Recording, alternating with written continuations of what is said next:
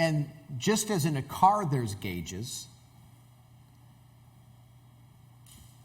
like this one, an RPM gauge, gauges in our life, they're there to keep us on track of where we are, what's going on. Because you know in any car, if you're running in red line too long, that car is going to quit. It's going to overheat. Engine could blow. So the gauge is there to protect us, just like the oil gauges are there to protect us. The gas tank gauge is there to protect us. The window washer is there. They're in our lives.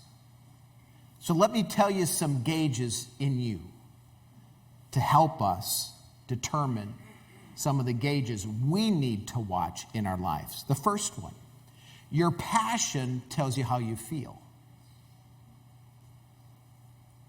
Your passion gauge tells you how you feel. Number two, your patience tells you how to act.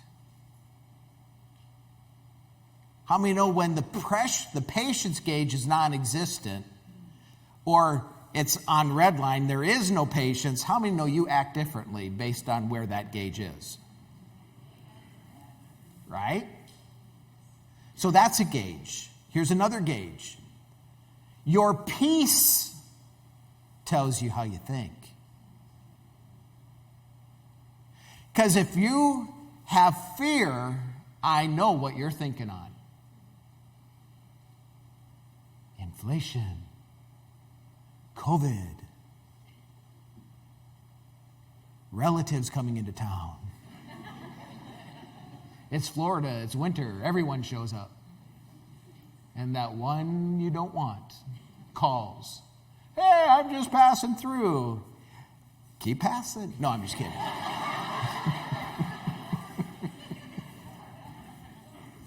If you're visiting, you just got to disregard my humor. Just walk in love. Walk in love. This is a place where love works, right? And even if my jokes aren't funny, you have to laugh.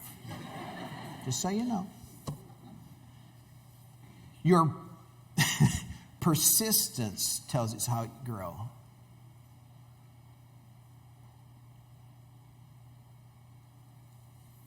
Next one. Your pace tells you how long you last.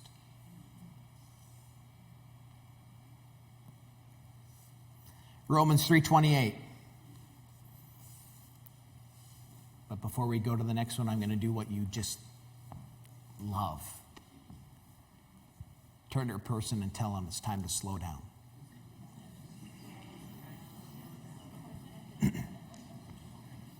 Now, everyone, look at me.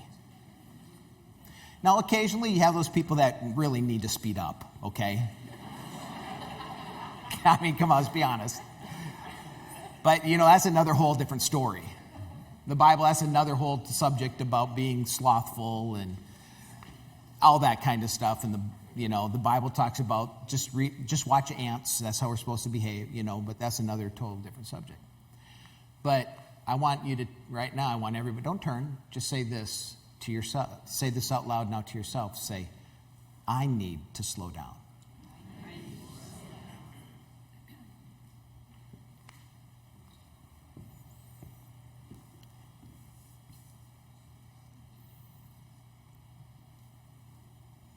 These next few, then I'll get off track here. Romans 3:28, Message paraphrase.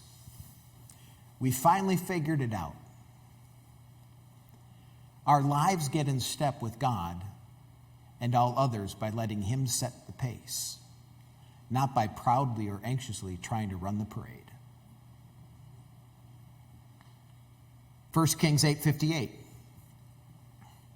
May He keep us centered and devoted to Him, following the life path He has cleared, watching the signposts, walking at the pace and rhythms He laid down for our ancestors. 6 days you're to work, and the seventh is His. the Sabbath.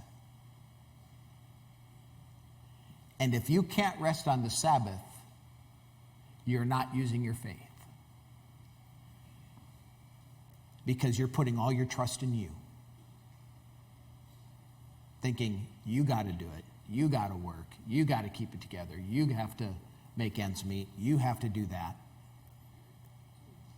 That's why when we follow the ancestors, God's way, and you're a tither, and you serve him, and you use your faith, and you trust him, guess what? You can have peace. You don't have to be in fear. God says he'll rebuke the devourer for your sake. And if he said, even in the children of Israel, they were to go out every day to collect manna, but on the sixth day they collect double, so they can't go out on that Sunday, that day of rest. God always gave enough that day to provide for the next day. Amen? Psalms 46. It's 10:49. I got to close here pretty quick. Forget it. Game doesn't start till 3. Step out of the traffic.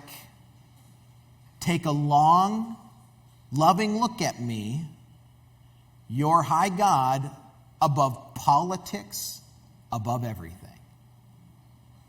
Is that just like a verse for today? We got to get off all this stuff, everybody. We just got to put our trust in him.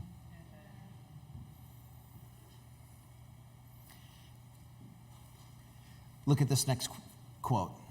When you take intensity and add pace, it creates pressure.